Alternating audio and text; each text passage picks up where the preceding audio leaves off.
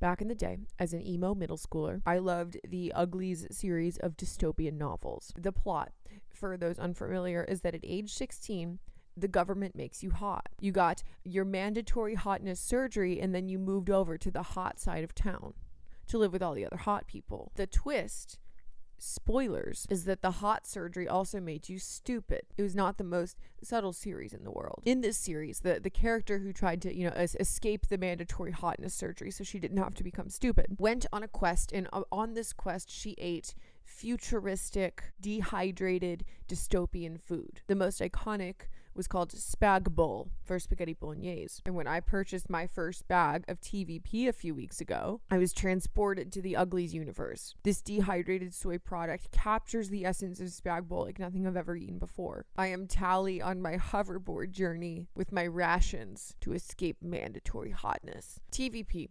textured vegetable protein. This is a new food for me despite over a decade of not eating meat. TVP is the dehydrated leftovers after you press the soybean oil out of the soybeans. You can get it in a little soy mince like the one that I bought, and they also make like chunks or curls or strips of it. It doesn't taste like anything, which is great because that means you can make it taste however you want. And that is what we are going to do today. We're going to explore TVP together as it is a new food for me. I wanted to try a classic preparation, and I just had some ideas swirling around up here that I wanted to try as well. And we'll see how it all goes together in the manner of a YouTube video. Cool. But first, some brief housekeeping. This is going to be my last weekly video for a while. I'm taking the summer off to work on some zine projects and some longer videos. Do not fear if I have a good idea for a shorter food or fitness video, I'll make that as well. It's just not going to be on this cadence for a while. As I was making the Q&A and saying out loud that weekly videos are preventing me from working on some of the stuff I want to work on, but I feel like I have to make weekly videos,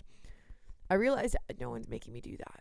I'm making me do that. So I'm going to go work on some of that stuff for a while. I hope you enjoy it when it comes out. But for now, here's a classic little playing around with food video. I began my exploration with the thing that everyone recommends TVP for, which is tacos. Very simple. Because it is dehydrated, you have to rehydrate it. For flavor, I would recommend rehydrating with some sort of broth. First try, I used water. This did not taste very good. Second try, better than bouillon.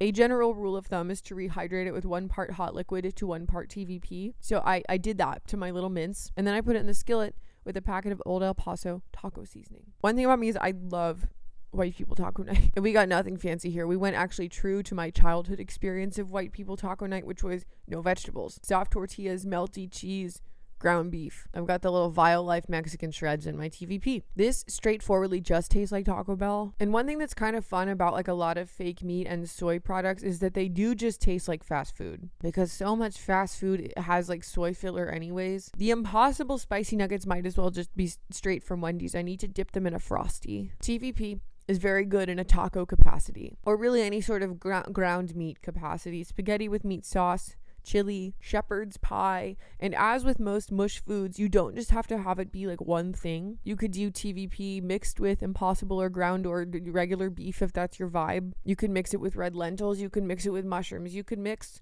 all 4 of those things together if that's what your heart desires. Most things seasoned well in a mush taste good. Now, what if you want to get a little more creative with your TVP? I was, sitting there observing its properties as one does, and I thought it might be interesting while it's dry to try and like blitz it back into soy flour and see if I could make things with that. The 2 ideas I had up on the dome were to mix that with mushrooms to make meatballs and mix it with seitan to try and make some sort of fake meat concoction. We shall begin with the meatballs. Blended the TVP into flour. If you've never done this before, you can do it with like any grain. You can make oat flour like this. And then to mix with the mushrooms, I have these beautiful pink oysters. Where could I possibly have gotten them from? My backyard. I grew them on a garden block from North Spore, who, yes, sent me a PR package full of mushrooms. It was just a big block. I put it in a leftover foam cooler in my backyard with some soil and some hay.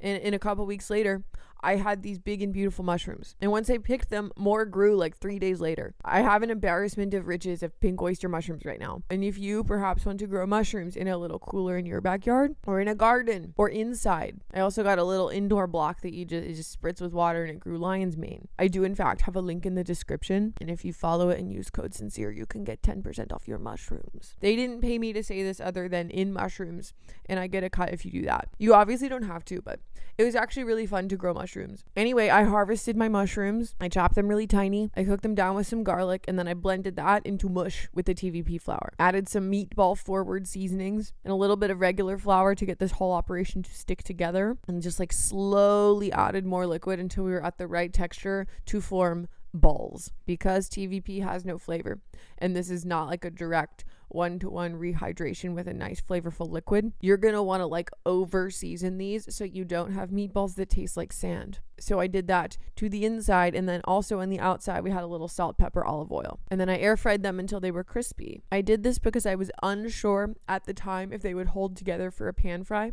but now having done that, I think that they would. And if you got them to a point where they were quite crisp, I also think that they would hold up simmering in a sauce, if that is your preferred cooking a meatball method. And then I just had them with pasta and cashew cream, and it was really good. Good use of TVP. Now on to the less successful one. I have made a seitan pepperoni before with great success. Honestly, like impossible for it to not look like a turd. No way around it. So I wanted to see if mixing like the TVP flour in there, what it would do to the texture, if it would like lend itself to make any other sort of particular fake meat product. So I began once again blitzing the TVP into flour, and then I mixed that with Vital Wheat Gluten, which is the base of seitan, added some harissa, some miso, some liquid smoke, some pepperoni forward seasonings, and began to knead it into a little red ball. And as I do this, I do feel the need to comment, yes, I am using a plastic cutting board that is turning red from my harissa, and I don't care. My position on microplastics is that I don't care. I'm already full of them. There's no undoing what's been done to me at this point. So I do not attempt to avoid them. I'm not sure that's possible given the current setup of society. I do hope we as a society move away from plastic being in fucking everything, and that future generations will not be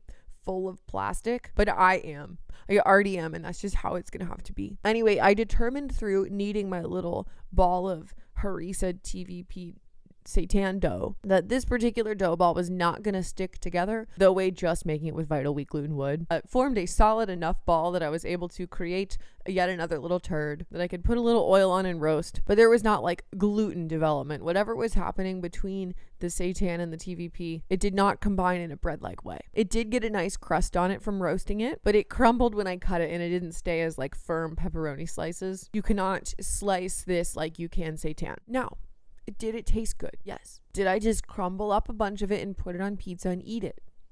Yes. Did it look good or have the desired texture? No. Honestly, it just kind of had the same texture as the meatballs. You could make great seitan TVP meatballs if you wanted to. I also think this base would be good with like beans or lentils in it, fashioned into sort of an interesting veggie patty. But you're not going to get what I think seitan is best at, which is like cutlet type food. You're not getting something dense and meaty using TVP flour. But that is why we play around and live, laugh, and learn. Finally, I have seen a lot of TVP bacon bit recipes out there. So crispy little guys that you could put on a pasta or a salad or a baked potato. So I wanted to take that concept and do something like crispy little bits to put on a ramen or a cold noodle salad, just using the same method as the bacon bits, which is to rehydrate, season, and then bake till crispy once again. So I rehydrated her with a little better than bouillon once again, and then I spread it out along a little baking tray and mixed in soy sauce, some of this Sichuan gold oil, a little rice vinegar, and a little brown sugar. Mix, and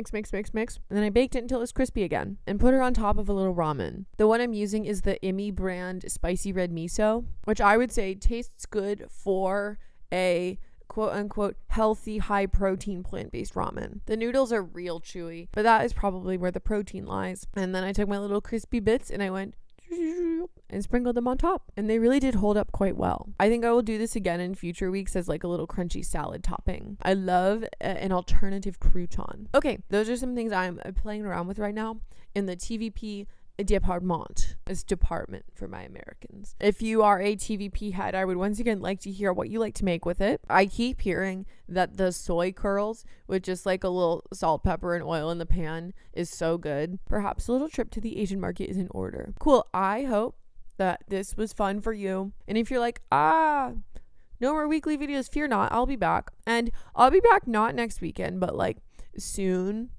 And then like soon enough after that. And now I have a back catalog of 50 videos for you to enjoy. So, bye!